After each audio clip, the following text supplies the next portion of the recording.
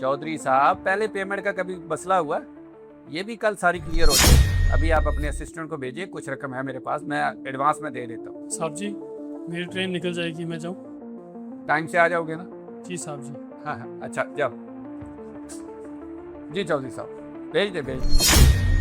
दानिश, पैसे देना जो अभी यहाँ पे। पैसे कहाँ गए हैं? कौन से पैसे सर? दानिश, यहाँ पे पैसे पड़े थे, कहाँ गए हैं? आप मुझ पर क्यों गुस्सा कर रहे हैं? आप कॉल पे लगे हुए थे और मैं अपना काम कर रहा था।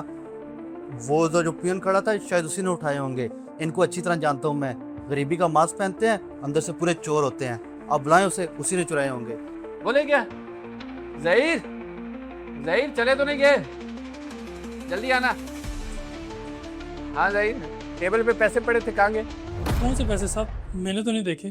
सर झूठ बोल रहा है ये। आप कॉल पर थे और इसने मौका देखा और उसका फायदा उठा लिया। बताओ सच सच, तुम नहीं चुराया ना? देखो जहीर, मैंने बहुत जरूरी पेमेंट करनी है। अभी चौधरी साहब का असिस्टेंट आ रहा है, उसको एडवांस पेमेंट करनी है। मेरी नई डील हुई है, मैं नुकसान नहीं बर्दाश्त कर सकता।